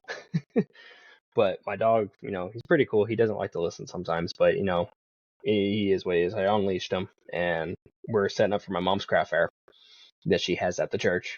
And he kind of wanders off, and I didn't know where he went, but I was just like, usually if I yell his name, he'll come running back. And I was like, hey, Finn, come here. Yelled it, didn't hear it. And I'm like, he walked into the back of the kitchen. I'm going to kick his ass or some shit, It's not an active kitchen for all the listeners. It's just what it was when it was actually active. I didn't let a dog go through an active kitchen. But he's in the kitchen back in the music room probably. And I kind of went, Finn, where are you? And I turn the corner and I see him in that same stairwell that the nun was and everything. And he's looking straight up head tilt. And I'm like, shit. Finn, Finn, come here. And he's not looking at me. All of a sudden, and this isn't, like I said, he's going on 11, 12 years old this year. He takes running up the stairs, yelping. And I'm like, the fuck? And I'm like, Finn, come here. And I'm trying to find him. And like I said, this is a 4-story school. There's 20 rooms on each floor. There's 3 sets of staircases. This dog can have me running for 20 hours and I'll still never catch him. Luckily, he's old in age and he doesn't make it far without running out of breath. But something scared him so much, he made it to the top floor, hid behind something. And I'm like, dude, come on out. And he's just like, he's shaking, which my dog has some PTSD. He was a rescued fight dog. So, he has some PTSD. So the littlest things do scare him. It literally could have been anything, but I could not get him out of this this little area. And I'm like, Finn, come here, buddy, come on. And he's just like Chihuahua, just shaking. Got him back down to the thing, and he never left my side for the rest of the day. So that school is definitely has something. I'll probably never get back there again with everything going on right now, but oh man, I want to go to there now. I tried to tell everybody at the time. I was even trying to get Matt to go with me. I was like, hey, I'm going up. How about you come up, have a little vacation up in Pennsylvania? He goes, what's up in Pennsylvania? And I'm like, fair point. But you can come and do this, come to the school with me. And then, we can have a night and you can go to Hershey, Philly, Pittsburgh. And he goes, but there's people there. And I was like, fair point. But you can come into the school and do this investigation with me and, we can have some fun and, it's Christmas. And he goes, I don't like Christmas. And I'm like, fair point.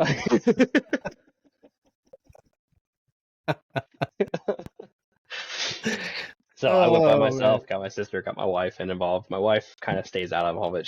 She believes in it, but she doesn't fully understand why kind of deal. She doesn't like provoking or whatever. She doesn't understand why I want to do it. Right. But she supports me to the fullest extent, and I appreciate that. She'll go if she has to, but it's not her first choice in life to go with me on a ghost investigation. Understandable. She has one rule: she will not go to Brushy Mountain Penitentiary with me, though. I'll go. That's fine. I'll go with you. We recently got involved with somebody.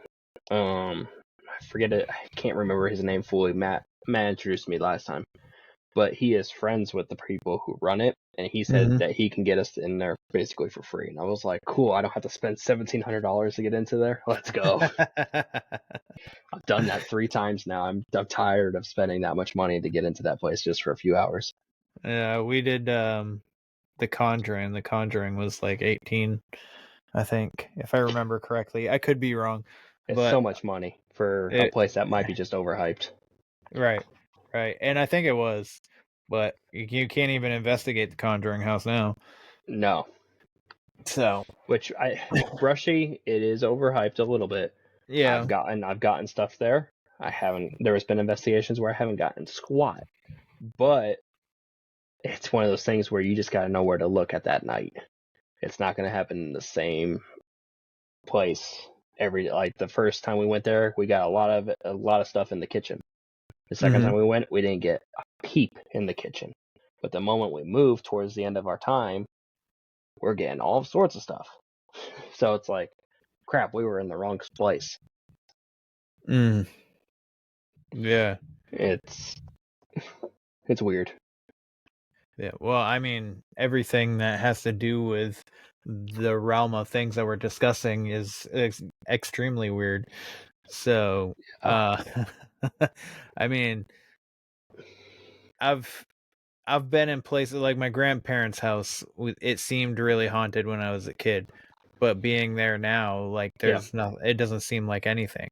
This house, when I first bought it, seemed extremely haunted. Like I had a friend come over for the first one and only time he's ever been here, and he's like, dude, your hallway is really dark. And I was like, yeah, man. I was like, I really feel like I should get like some reconstruction done and get a window up there or something. He goes, no, your Not that type hallway of dark. is fucking dark. And I was like, oh. But like it was really weird at first, and now it just seems fine. Like there's nothing. I barely experience anything. Now when I've like the first year, so like the first 6 months, nothing, and then after that, shadow people. I had a sleep paralysis thing, which could have been a succubus kind of thing, but I mean, nothing ever happened. I didn't have sex with a demon or anything like that, but it was definitely seemed like it was getting ready to. And then I broke out of that paralysis or whatever. But other than that, I don't know. It was like right before me and my girlfriend were about to like be a little more serious, I guess. And that experience happened, and like it was she appeared as a shadow figure, because that's what I've been seeing in this house this whole time. And but I could tell, like I could never tell, like I could tell like maybe some of them had womanly features, kind of like a frame to them, but I could never like. So she had long flowing hair, and she was like fucking like just curvy as fuck, and something that I would be like, oh, that's cool, let's go, and but I was terrified, and I'm like seeing it as a shadow figure, and the hair's flowing like the wind is blowing and stuff like that, and she's walking, but she started walking like fucking this, dude. She's like, Oh god, like the old broken Freddy animatronics. yeah, and I was like, oh my god, I was having a hard time catching my breath and breathing and shit, and I was like sweat so bad. It was like, dude, it felt like it lasted like 10 minutes, and it's probably 10 seconds, and she like was about to put her knee onto my bed and to climb onto my bed, and I grabbed I was looking at my phone out of the corner of my eye like this. And I'm like wiggling my fingers trying to get to my phone, and then finally I just like moved, and I grabbed my phone and lit up the flashlight, and there was nobody there, and I was just like, I yelled, I was like, you motherfuckers, I was like, in the name of Jesus I rebuke you. I was like, I can't believe you just did that to me, that was so scary. And that was the only like scary thing that's happened in this house, and thankfully, my daughter and my girlfriend haven't had to experience anything, so I'm grateful for that. Fair enough. But oh boy. But anyways, so last question I want to ask you, because I'm gonna have you on probably a couple more times.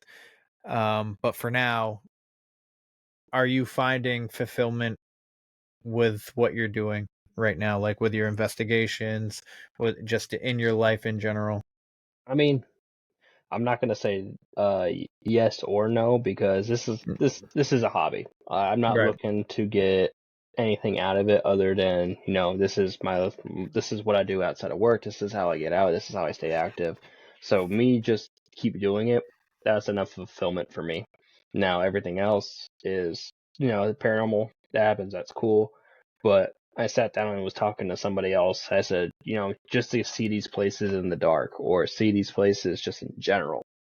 I love that aesthetic. I love taking pictures of it. I have millions and millions of pictures on my drive that I just love to look at, because even though there's nothing in them, it just looks so cool, and that's enough where I'm just like, I like doing this.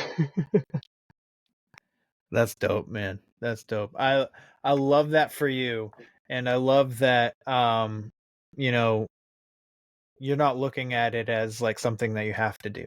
You know, Yeah. when because there's so many paranormal investigators that they get into it and then they just feel like they have to be doing it all the time. Yeah. I mean, Um, don't look at my Facebook or TikTok because I haven't posted in a while. I mean, like, a lot of people like to jump on and they want to get famous, and who doesn't want to get famous? right. I'm not gonna sit here and complain if I don't, or if I do, obviously. Mm-hmm. But it's one of those things where I'm just like, I am not looking for that. The only thing I am looking at is I'm trying to get enough of a following. This is my greediness talking, where I can get invited into places for free, so I can see the things that the average person can't, and I want to be that fortunate to do it. But to do that is I have to be as legit as possible. I have to be open as possible. I also have to have an open mind. Mm-hmm. So I have 3 videos, which if we had the time, I would love to talk about them. If not, like you said, I would love to come back already. Yeah. But I mean, there's been 2 videos where out of the 3, 2 of them, people are like, "Oh, this is where you're trying to just get famous," and I'm like, it looks like that, but like I was thrown across a room. Now, when I Mm-hmm. say across a room, it was like 2 feet, but also I was lifted up and thrown off a chair. So I'm gonna exaggerate just a little bit on that. Yeah, dude, Um, that's insane, man. What the yeah. fuck? So the same place where we saw the UFOs, Uh-huh. is a schoolhouse in the national park, and like I said, we're in there late at night. If there's a lot going on, cool. If there's not a lot, it's gonna start getting a little bit boring. We're gonna get a little tired, but we're gonna keep pushing on. Well, they still do church services in this school in the national park every once in a while.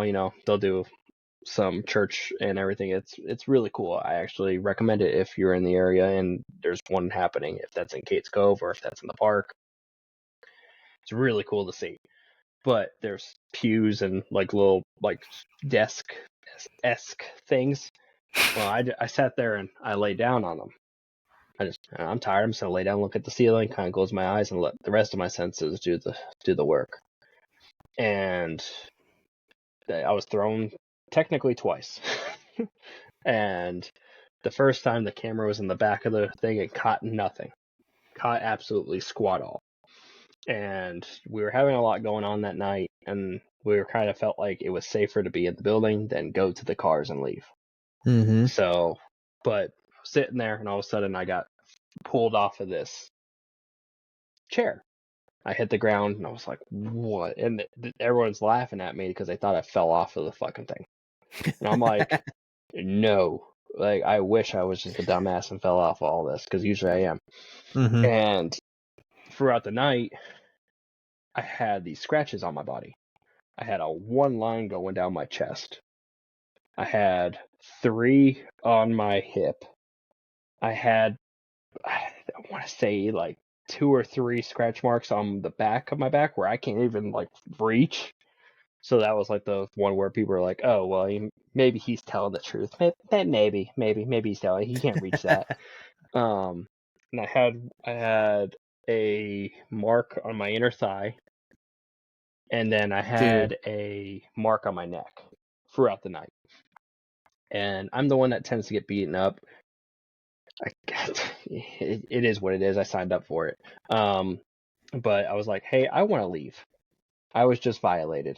I was touched in my no square, and I want to leave. And Matt kind of grabbed me. He's like, listen, I know you want to leave. I know you're scared, but this is what we do. This is what we signed up for. Let's move the camera and see if it happens again. And I'm like, that's easy for you to say because you didn't get touched. Mm-hmm.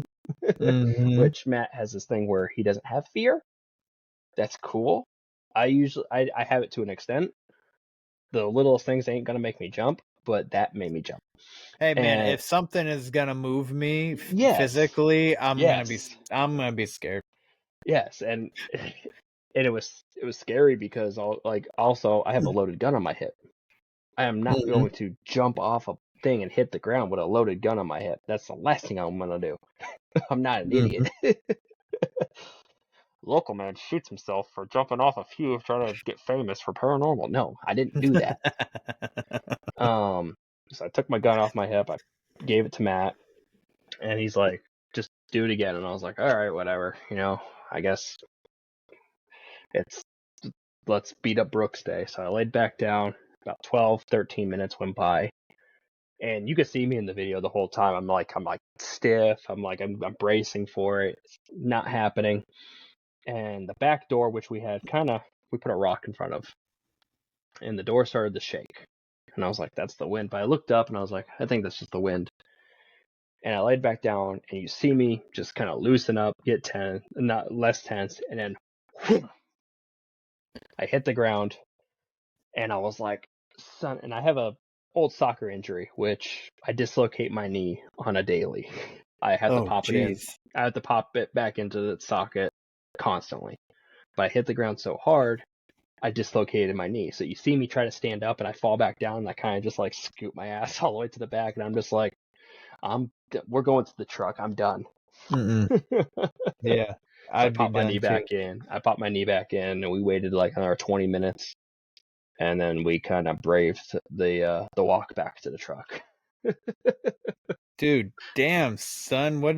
So, the first time it was just like it was just completely random. You're just laying there. You weren't I trying wasn't. to provoke anything or anything like that. I mean, I can't say I'm not gonna provoke anything. I always try to say like, "Oh, I'm not gonna provoke anything," but also it's like I come to a point where I get frustrated, Yeah, where I'm asking for questions and they're like, "No, you do that. No, you do that." Or I lay down the bench, and then on the spirit box, which we're doing the SD method 99% of the time, somebody's like, "That's my seat," and I was like, "No, I'm laying here now. I mean, you can go get. There's 13 other seats. Take another one. This is mine." Mm-hmm. And well, they moved me. But I kind of I don't I don't walk in there like Zach Baggins and being like, "Hey, fuckers, fuck you. It's your boy." No, I'm not You gonna. think I'm hot. Yeah. Uh, I'm not there to push or like if you're gonna be rude. The way I do is if you're gonna be rude, I'm gonna be rude back. Like Yeah, yeah. we've had the spirit box call me a bitch before, and I'm just like, "I'm not a bitch. You're a bitch. Fuck you." There's a picture Why of don't you me. show yourself and Yeah. then we'll find out who the real bitch is. Yeah, like I was standing in a house the one day, and they're like, "Oh, Brooks is a scaredy cat," or something like that it said, or like scaredy cat. And you see a picture, and I'm just like flexing. I'm like, "Come on, then, let's fight."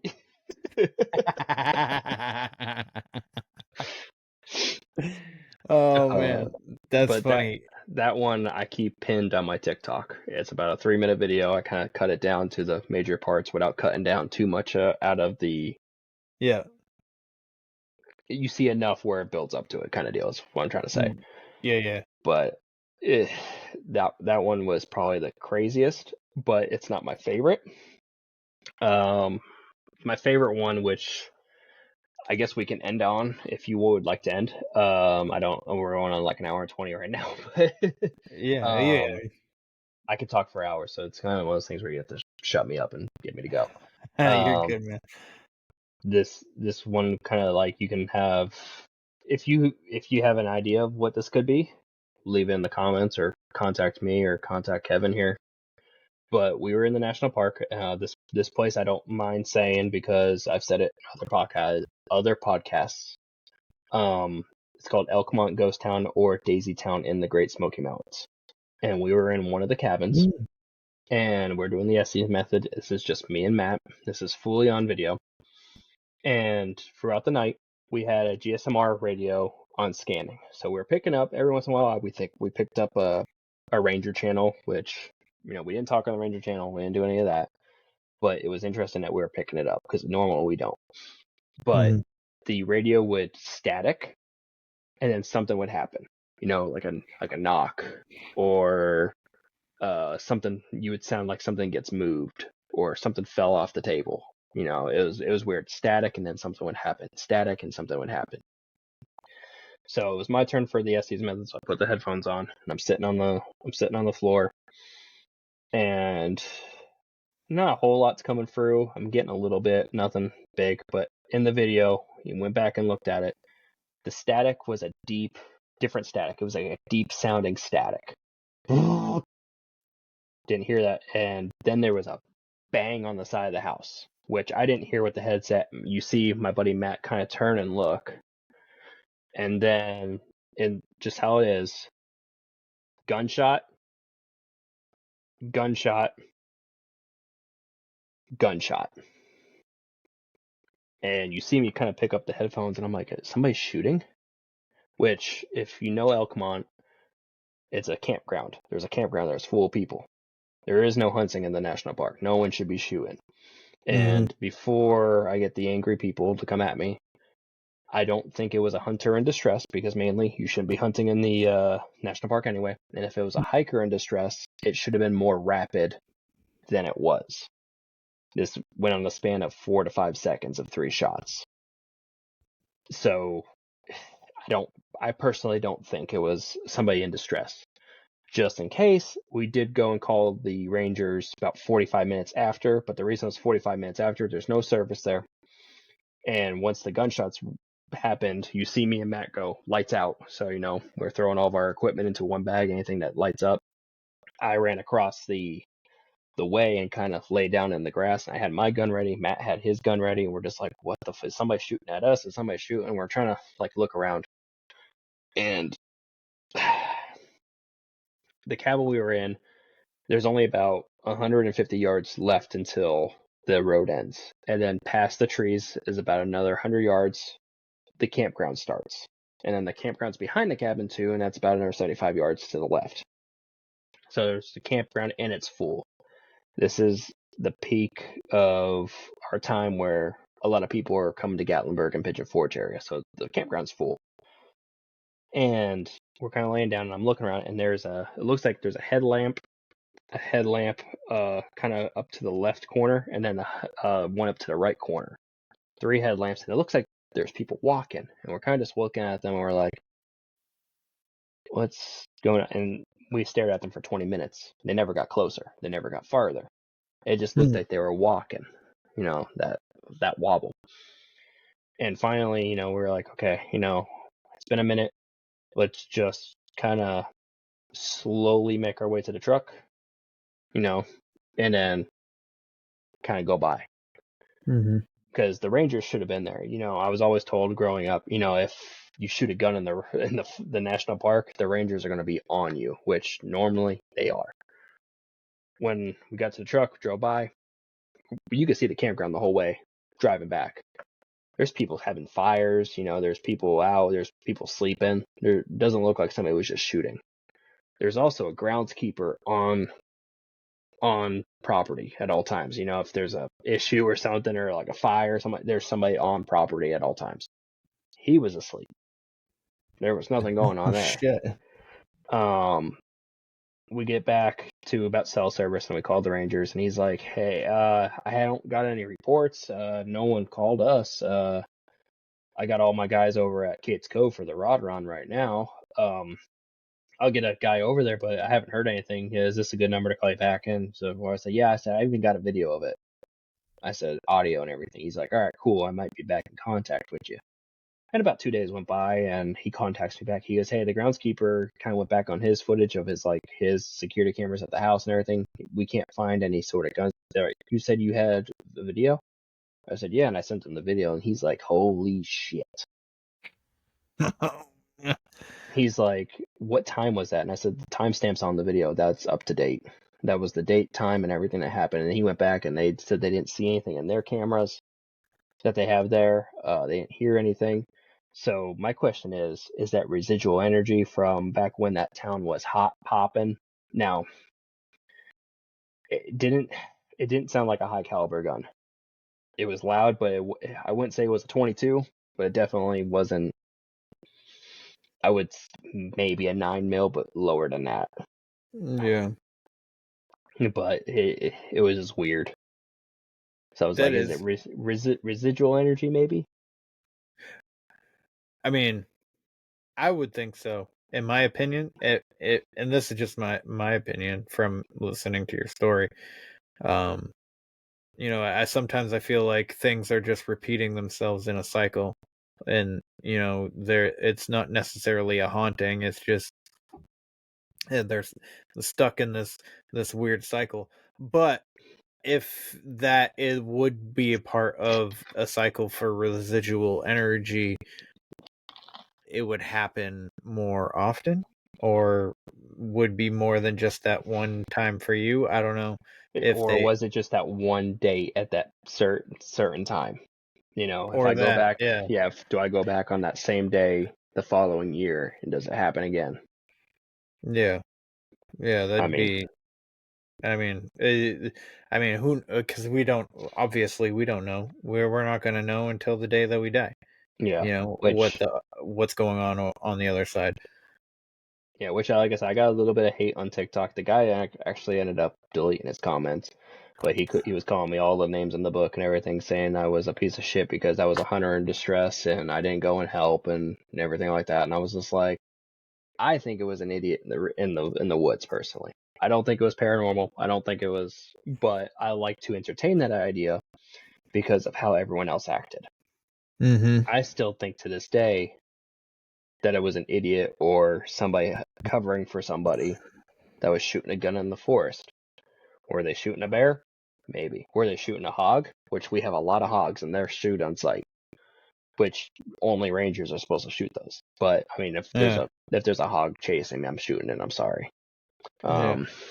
If it was a hunter in distress, the frickin' It's a poacher in distress, and he deserved what he got. that too, yeah. Yeah. The Rangers would have heard it and too, anyway. Yeah. Or Like Kate's Cove from there, 45 minutes. So it's like, even if something were to go wrong, I called them. It's gonna take them an hour to get over there. yeah. Yeah. I mean, you don't want to go out into the woods when you hear gunfire anyway. Yeah. Even if it is a hunter in distress, you don't know what if they're like, I'm gonna pretend to be a hunter in distress and then get somebody to come out and Yeah. I can kill somebody before I kill myself or something. I don't know. Yeah. You never know. People are fucking weird. Yeah. And I'm like, and our first thought is, are they shooting at us? I mean, Yep. we've been in this ghost town for a few Yep. hours now. They see the lights. If they're watching us in the dark, which if you are, you're really weird. Just come and join us. We're very nice people. We're not gonna shoot first, but we have guns. If you startle us, you might get a gun pointed at you. Yep. Because that like before that what happened. This is the third story, but we drove up the one day and there's a cemetery not too far away from there. It's on the same property, but we drove up the dirt road to it and there was a guy there, and I'm gonna call him Friendly Fred the Meth Head. He was in his Impala petting up the biggest coyote I've ever seen. Oh shit. And he's just petting it, and then we pull up and he's just like eyes wide, like staring at us with his hand on the coyote. And we're like, that's a big fucking coyote. Holy shit. And the coyote just wanders away and he backs up into like the woods. Just not a road. He just backs into the woods and just sits there, and we're like, okay. Like, and then we like, okay, just in case, like, and we went up into the cemetery and he kind of just drives by us really quick and we're like, what the fuck? And then the whole night we're like, is that guy still around? And we had a lot of weird shit happen that night. We had like him, we're like, is that guy still around? Like, is he just watching us from a distance at this point? That's terrifying. That's a terrifying thought, to be honest with you. Yeah, Fred the Meth Head, he's still out there. I never saw him again. Yeah, because real people scare me more than ghosts Yeah. do. Yes. So we had this Especially when you can't see discussion. them. Yeah, we had this discussion in Gatlinburg when we saw each other. Like, Yeah. dude, people do freaky shit. Yeah. So yeah, they definitely scare me. So, but anywho, if you don't mind letting everybody listening know who you are and where they can find you one more time. Yeah, I'm Brooks from the Smokies Unforgotten Spirits, so you can find us on all platforms, but I'm more active on the Facebook and TikTok and Instagram. But yeah, TSUS for short, TSUS, or the Smokies Unforgotten Spirits, you should be able to find us. Dope, dog, dope. And all of his links will obviously be in the show notes. You guys know the drill. But other than that, dude, Brooks, thanks for doing this, man. It means a lot to me. Time is our greatest currency, and the fact that you chose to spend this hour and a half with me chatting about your stories, man, it means a lot. Sometimes when I'm talking to somebody and I'll be like looking at you and I'll be like moving around and I'll look at myself moving around. I'm like, man, I fucking move around so much. I was doing the same thing. I can't, like, I put my feet up and then I'll fucking Yeah. sit up and I'll sit forward and I'll cross my arms and shit. Like, I've I'm been just playing like, with my wedding ring the whole time. I've taken it off like 8 times. I've been taking 3 drinks here. How Like, dare you? oh God, I mean, how many times? This is like the 4th wedding ring. I'm a roller coaster mechanic. I lose it all the time. Yeah.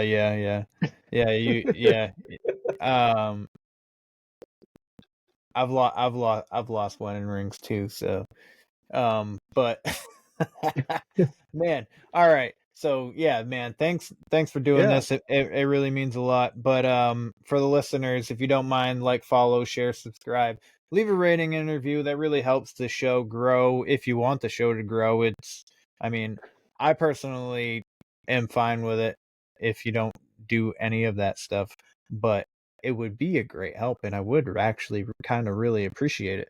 But a rating and review, if your catcher doesn't allow you to leave one, you can definitely leave one on the website where the weird ones are podcast.com. That is also where you can get merch, like the t-shirt here behind me.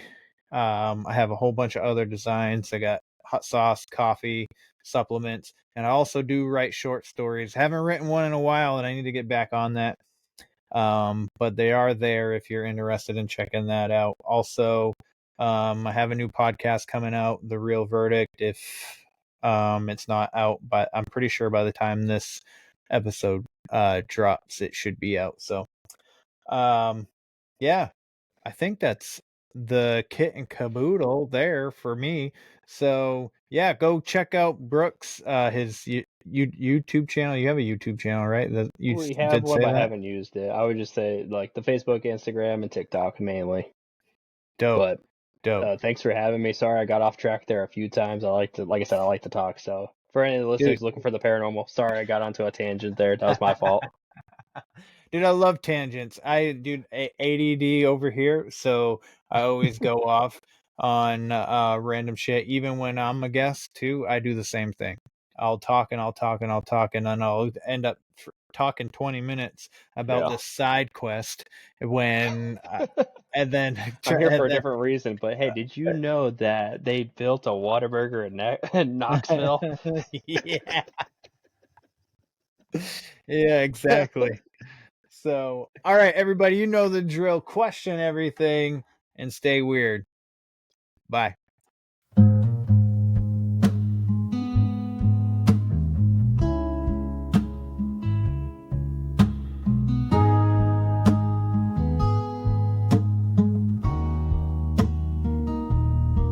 In the quiet of the night, when the world feels far, there's a voice through the static, like a falling star.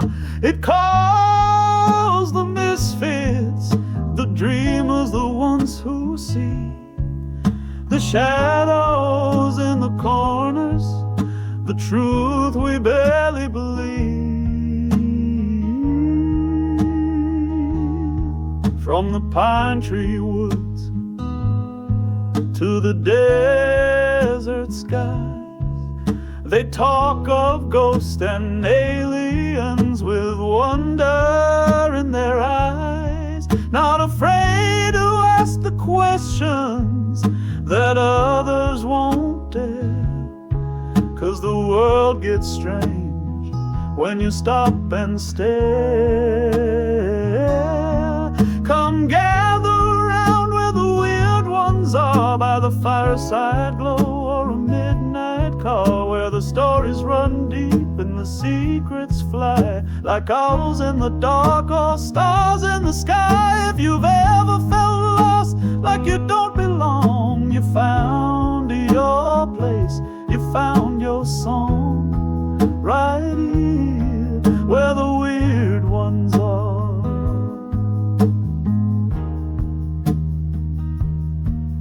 They'll talk of cryptids, time slips, and deja vu, of spirits that linger and what might be true.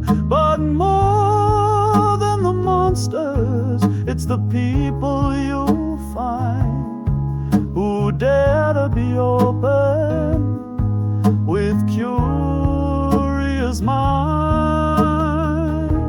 It's not about fear, it's the thrill of the ride, to question the world with wonder as guide. So pull up a chair, let your freak flag fly, we're the seekers of truth beneath the sky.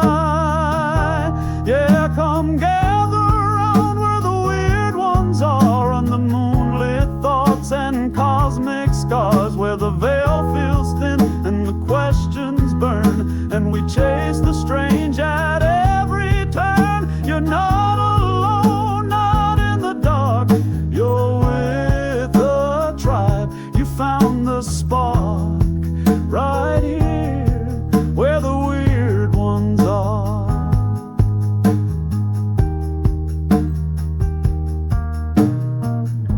For the ones who wonder,